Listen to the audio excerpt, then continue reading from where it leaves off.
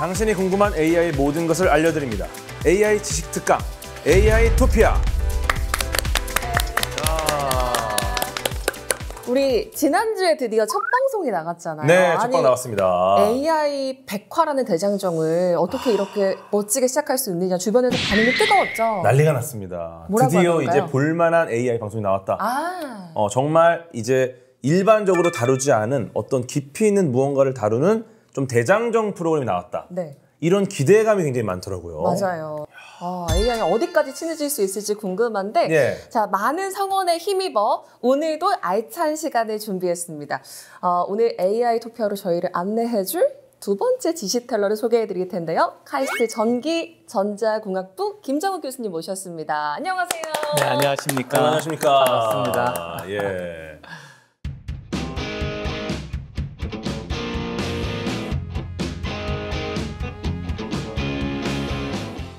그럼 오늘 해주실 내용이 네. 굉장히 흥미로운 제목을 갖고 있습니다. 네. 그죠? 인공지능 패권 시대에 네. HBM이 나라를 구한다. 그렇습니다. 제가 평소 때도 이야기하는데 나라를 구한 게 뭐가 있을까 이런 생각을 해본 네. 적이 있어요. 이제 저는 AI 시대가 앞으로 50년, 100년 가는데 네. 우리가 갖고 있는 현재 유일한 무기가 HBM입니다. HBM 없이는 AI 시대가 올 수도 없고 할 수도 없습니다. 그걸 계속 우리가 주도권을 가져야 된다. 그래야 우리 정치, 국가가 살고 민족이 살고 경제가 살고 사회가 산다. 이런 생각에 밤잠 안 자고 열심히 살고 있습니다. 근데 저는 사실 궁금한 게 오늘 우리 주제가 HBM이잖아요. 네. 근데 HBM이 뭔지 아직 사실 좀 어색해 하시는 분들이 있을 것 같아요. 우리나라를 지금 살려주는 경제 입장에서는 이제 반도체인데 네. 미래는 언어, 사회, 정치, 국방까지 다 AI가 결정을 해버리는 거예요. 인공지능은 뭐냐면 사람의 뇌를 컴퓨터 안에 복사를 시킨 거예요. 우리가 사람의 뇌를 들어가 보고 싶으면 네. 수술을 해서 들어가 봐야 되잖아요. 네. 열어볼 수가 없잖아요. 뭐 반도체를 집어넣기도 하지만 그 수십조 세포 안에 돌아다니는 신호를 잡을 수가 없어요. 그러니까 우리 저를 포함한 과학자들이 어떻게 생각하냐면 사람을 그냥 컴퓨터 안에 복사를 하자. 사람이 하는 말과 데이터를 다 얻어서 그걸 가지고 복사를 시킨 게 지금 기계학습이라는 인공지능입니다.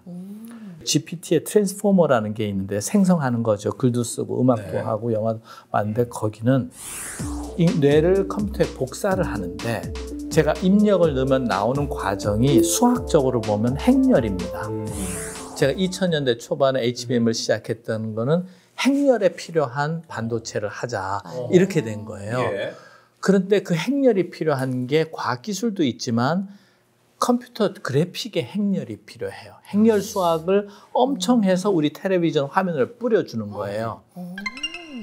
이 뿌려주는 화면의 한 점 한 점의 정보가 우리가 집어넣은 이 촬영한 장면을 행렬 계산해서 뿌려주는 거예요. 정말요? 네. 인공지능, 아까 사람의 뇌를 컴퓨터에 복사해서 우리한테 어떤 알려주는 과정도 전부 다 행렬 계산이에요. 근데 행렬의 특징이 뭐냐면 순서대로 계산하는 게 아니라 동시에 계산을 해요. 아까 뭐 어떤 행과 어떤 열을 곱해서 뭐 이렇게 네. 하잖아요. 네. 우리 고등학교 때 배운 네. 그 작업을 동시에 해도 돼요. 그래서 동시에 계산하는 컴퓨터 반도체가 GPU예요. CPU는 순서대로 하고. 그런데 GPU가 계산하면 뭐예요? 어디다가 적어야 되잖아요. 그렇죠? 그게 메모리예요. 그래서 GPU는 계산을 굉장히 빨리 동시에 해요. 네. 근데 계산하려면 읽어와야 되잖아요. 네. 그 결과를 써야 되잖아요. 네. 거기에 시간이 다 걸리는 거예요. 그를 컴퓨터의 폰 노이만 아키텍처라고 그래요. 예. 그러니까 메모리가 바틀렉이 되는 거예요. 우리가 챗GPT 쓰면 단어가 나오잖아요. 네. 한꺼번에 나오는 게 아니라 순서대로 나오잖아요. 맞아요. 그게 속도인데 그거를 HBM이 결정하는 거예요.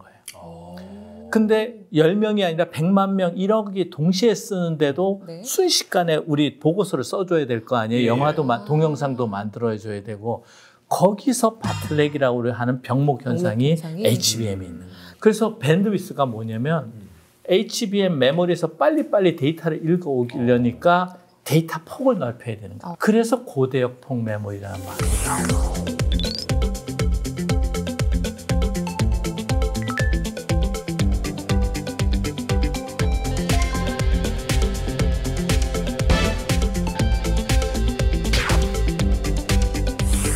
지금은 우리가 챗GPT가 글 써주지만 그림도 그리고 앞으로 영화를 만들 것 같아요. 그러면 뭐 대본도 쓰고 이 귀중한 시간을 여기서 모았는데 앞으로 인공지능이 그냥 대신할 것 같아요. 우리 캐릭터를. 그러려면 지금보다 그 학습해야 되는 인공지능망의 변수가 지금보다 1000배는 더 커져야 돼요. 지금은 조 단위거든요. 네. 1000조가 돼야 되는 거예요. 그러면 HBM의 메모리 용량이 또 안 되는 거예요. 네. 그러니까 자꾸 쌓을 수밖에 없고 데이터를 갖고 올려다 보니까 TSV라는 데이터 엘리베이터가 있어야 되고 네. 거기서부터 또 이 GPU까지 읽어 빨리 와야 되니까 차선을 넓힐 수가밖에 없는 거예요. 그래서 그거를 다 뭐라 그러냐면 고대역폭이라고 해요. 고대역폭. 네.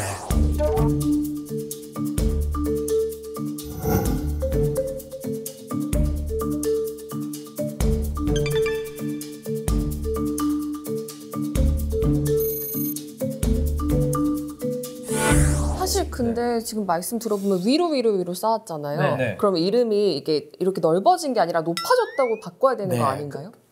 훌륭하십니다. 날카로운 질문이었습니까? 날카롭죠. 그렇게 하지 않으면 설명이 어려워요. 고용량, 고대역폭 메모리가 돼야 되는 거예요. 그래서 그러면 또 고도 제한이 있어요. 1000층, 2000층 올라갈 수 없잖아요. 그러니까 옆으로 아파트 단지처럼 또 넓히자.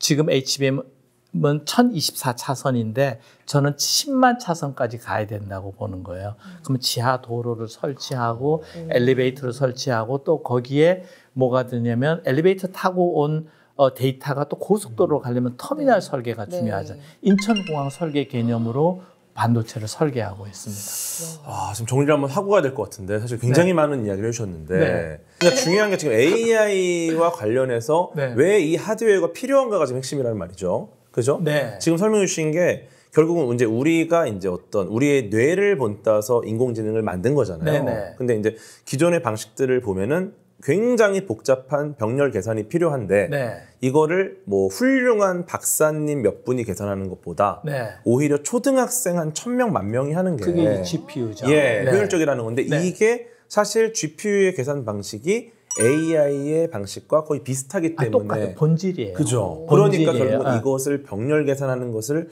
빠르게 기록하고 남겨놓는 거 이게 필요한데 이 하드웨어의 핵심이 HBM이다. AI를 가능하게 하는 거는 컴퓨팅인데 그 컴퓨팅은 GPU와 HBM이에요. 그래서 오히려 하드웨어와 반도체가 AI의 핵심이에요. 그래서 제가 주장하는 거예요. HBM이 나라를 살린다. 질문이 있습니다. 지금 행렬이나 벡터나 확률만 알면 사실 이 본질을 다 꿰뚫을 수 있다고 하셨는데 사실 저는 좀 막혔던 게 있어요. LLM 얘기가 나올 때 아니 LLM부터 가면 그때부터는 너무 어려운 기술처럼 느껴지더라고요. LLM도 따지고 보면 인공지능이 행렬 열심히 계산해서 맨 끝에 확률 함수가 엔트로피라는 게 들어가요. 제일 확률적으로 높은 거 그냥 한 단어씩 쏟아내는 거예요.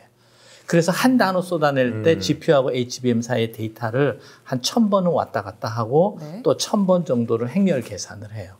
근데 이제 행렬 계산할 때 그 계산하는 그 파라미터가 있어야 되잖아요. 변수. 그거를 정해가는 과정이 우리가 인공지능이라고 얘기하는 거예요. 사실 다 연결된 이야기긴 해요. 그죠? 왜냐하면 지금 말씀한 LLM 같은 경우도 과거에 우리가 하드웨어 성능이 떨어질 때는 접근하기 되게 어려운 부분이죠. 그렇습니다. 왜냐하면은 이 라지 랭귀지 모델이잖아요. 굉장히 많은 양의 텍스트나 뭐 데이터를 학습해야 되는데 이것을 사실 하드웨어 성능 문제로 할 수가 없었다라는 거죠. 그렇습니다. 근데 이 LLM을 도달하기 위해서는 하드웨어 성능이 필요했고, 요걸 도달하기 위해서는 또 이제 HBM이 굉장히 중요한 역할을 하는 거고, 이것들이 연결돼서 지금 똑똑한 AI가 나온 거니까. 근데 또 본질을 보면 왜 LLM이 중요했을까를 보면 인간의 뇌를 들여다 봐야 되고 복사를 해야 되는데 사람이 말하는 게 굉장한 정보력을 갖고 있거든요. 그래서 LLM을 사용하고 그래서 우리가 SNS 사용하는 이런 정보들을 다 긁어갖고 학습을 하는 거예요. LLM이 중요한 이유는 사람의 생각을 꿰뚫는데 가장 중요한 수단이 LLM이에요. 근데 LLM도 단어를 순서대로 뽑아내는 과정이 다 행렬 계산입니다. 그리고 마지막에 확률적으로 그거를 출력해 준다. 근데 이렇게 이해하면 되나요? 그 수학은 인류 역사에 뭐 최근에 다 정립이 됐어요. 하드웨어는 GPU와 HBM이 그걸 가능하게 합니다. 그래서 제 주장은 AI 시대는 HBM이 GPU가 한다. 그런데 성능은 HBM이 결정한다. 이게 제 주장입니다. 그러니까 AI라는 개념 자체는 굉장히 오래전부터 나왔지만 근데 우리가 이제 이것을 구현할 수 있는 기술이 없었는데 그 하드웨어가 발전하니까 이제는 정말 본격적인 AI 시대가 왔고 그렇습니다. 근데 앞으로 이게 더 나아가려면 결국은 이 하드웨어가 더 발전해야 되는 건 거죠. 그렇습니다. 키가. 지금 설명 들으니까 사실 AI가 뭔가 지금 한 발짝 가까이 다가온 것 같아요. 핵심을 굉장히 딱 짚어주신 것 같은데요. 왜냐면 AI 시대 하는데 HBM? 왜 HBM이 오를까 궁금하잖아요. 근데 결국 거의 AI의 성능을 이제는 좌지우지하는 게 하드웨어가 거의 핵심이다.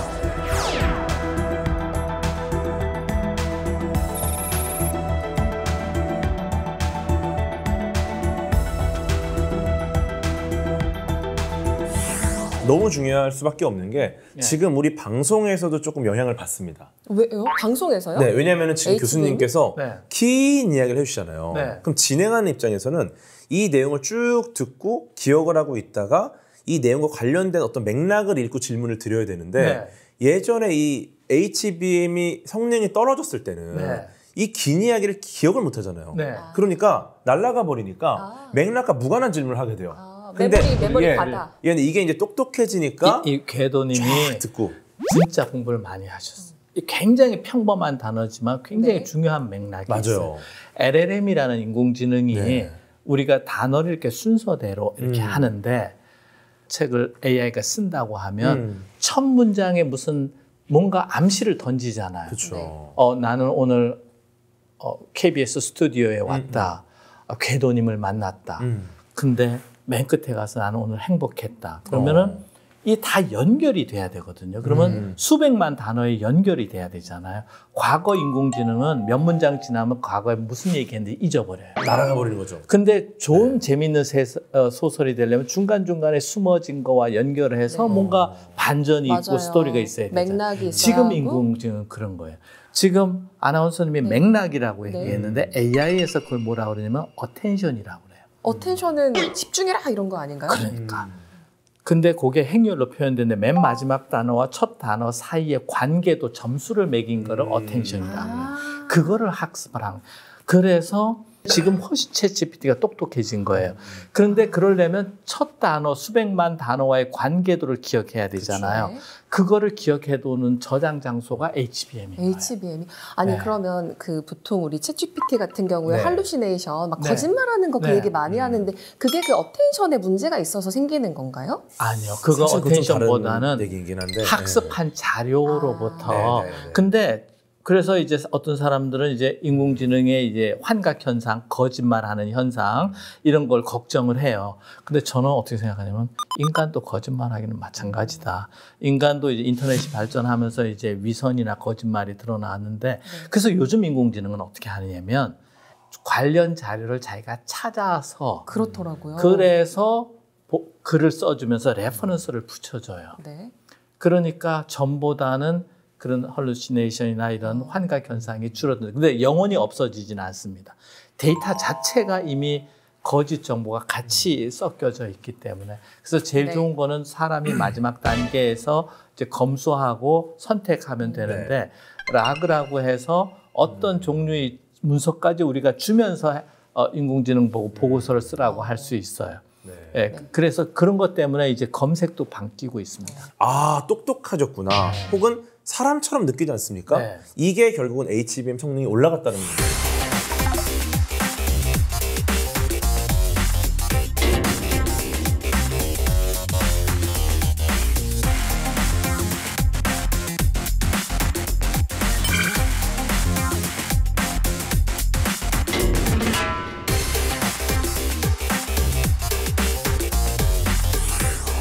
인공지능이 그러니까 거짓 정보, 헐루시네이션이 없어야 되잖아요. 저는 미래에 가면 말귀도 알아들을 것 같아요. 그러니까 한마디 하면 저분이 오늘 뭐 기분 나쁜 일이나 좋은 일이 있나 뭐가 지금 승진을 앞뒀느냐 뭐 재계약을 앞뒀느냐에 따라서 그 말귀를 알아듣는 거. 그다음에 눈치가 있는 거. 눈치까지 생기면 저는 그 단계가 AGI, ASI, 슈퍼 인텔리전스가 된다고 봅니다. 근데 저는 가능하다고 봅니다. 이쪽도 지금 연구하시는 분들이 꽤 계시죠. 약간 일종의 감정 같은 것도 읽어가지고 같은 말인데도 뭐 잘한다, 네. 잘한다 네. 이런 것들을 읽는 것도 지금 연구를 하고 있어요. 맞아요. 네. 잘한다. 뭐 배우들한테 이거 해보라고 하면 이제 네. 수백 가지로 표현을 저는 하잖아요. 오늘 어떤가요? 네. AI 지수가 되게 높으신 것 같아요. 저희 지금 학습 강화시키시고 계신 것 같은데. 그거를 강화학습이라고. 강화학습. 그럼 다음으로 한번 또 넘어가 볼까요? 네. 어쨌든 이렇게 좀 좋은 결과, 지금의 우리가 느낄 수 있는 성능을 체감할 수 있는 게 결국 어떤 AI의 계속되는 개선. 근데 네. 여기의 핵심은 결국 HBM이다. 네. 이런 생각이 드는데 AI가 빠르게 발전하니까 네. HBM의 성능도 거기에 좀 맞춰서 발전하고 있나요? 네, 그렇습니다. 예, 얼마나 좀 같이 가고 있는지 좀 궁금한데. 예. 지금 생성형 AI에서 피지컬 AI, 로봇까지 하게 되고 에이전틱 AI라고 해서 우리를 대신해서 해주기도 하는데 더 궁극적인 단계는 이제 영상까지 만들어내는 거예요. 그래서 지금 유튜브를 우리가 보는 시간이 많아요. 정보를 보거나 엔터테인먼트거나. 근데 저 미래에 유튜브의 영상의 90%는 인공지능이 만들 거다 이렇게 보는. 그럼 인간의 뭐 모든 감정 행동을 다 얘네들이 한다. 그렇게 되면 어쨌거나 그런 많은 양의 데이터를 생성하려면 아까 대역폭이 늘어야 되고 그쵸. 메모리 용량이 늘어야 되는 거예요. 그래서 저는 이 밴드위스라고 얘기를 하는데 그게 매 제너레이션마다 HBM 4, 5, 6, 7 되는마다 2배씩 늘어날 것이다. 그 다음에 메모리 용량 아까 쌓는다 그러는데 그게 2배씩 늘어날 것이다.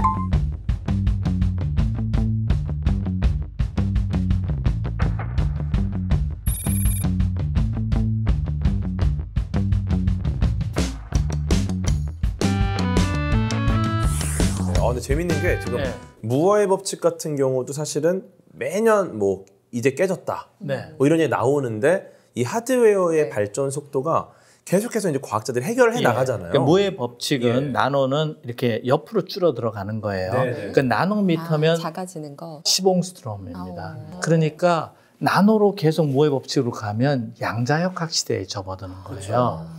그러면 전자공학이 아니라 양자공학이 되는 거예요. 그러면 양자 컴퓨터로 넘어가는 거예요. 그럼 패러다임, 그래서 저는 나노미터가 끝이라고 저는 보는 거예요. 근데 이걸 쌓는 거는 마이크로미터 단위예요. 1000나노미터 단위예요. 아직 나노미터. 공학적인 영역에 들어가 있는 거예요. 그러니까 저는 이거는 앞으로 계속 발전 가능성이 있다라고 보는 거예요. 그러면은 일단은 사실 궁금한 게 HBM이니까 HBM3는 지금 상용화가 돼 있고요. 이제 4로 가는 거잖아요. 4를 개발하고 있는 그럼, 삼성전자, SK하이닉스가. 그럼 HBM3와 4의 좀 결정적인 차이라든지 장점이 좀 차선이 아까 1024개라고 그랬잖아요. 그게 HBM3까지입니다. HBM4는 2048. 2048. 그다음에 어떤 커스터머들은 4096을 요구해요. 그런데 20제곱의 4배. 엔비디아가 경쟁자가 브로드컴이나 AMD나 뭐 인텔 이런 회사거든요. 경쟁자를 따돌려야 되잖아요. 그러면 완전 초격차라고 말하는. 그 초격차라는 게 가만히 있으면 되는 게 아니라 계속 2배씩 해야 되는데 2배씩 옮기는 방법이 대역폭, HBM 대역폭과 용량에 의해서 결정이 된다. 그러면 3랑 4도 사실상 2배 이상 차이가 난다 이렇게 보면 2배나 4배. 2배나 4배까지. 가장 궁금한 게 이거 같아요. HBM3랑 4랑 결국은 이 차선을 늘리는 거라면 그냥 늘리면 되지 않습니까? 차선을 늘리면 되는데 왜 늘리지 않고 이게 어려운지. 고속도로, 경부고속도로 8차선인데 16차선 하는데 제일 어려움이 뭐예요? 사실은 뭐 다 새로 만들어야 되잖아요. 돈이죠. 땅값이죠. 땅이 많이 필요한데 이 땅에 그러면 땅에 정해져 있는 차선을 늘리면 차 선폭이 줄어들어야 되잖아요. 그렇죠. 그래서 제 주장은 땅을 파서 층을, 그러니까 지하로 달리는 고속도로를 계속 파서 아니면 차를 승용차 가는 거를 다층, 그러니까 2층, 3층 버스로 해서 보내자.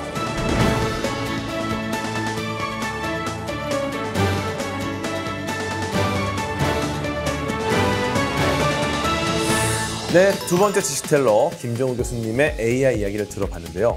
HBM에 대해 처음 들으신 분들도 혹할 만한 아주 재미있는 이야기였습니다. 네, 정말 저희가 사실은 그냥 보내드릴 수가 없어요. 왜냐하면 들어야 될 얘기가 아직 많이 남았거든요.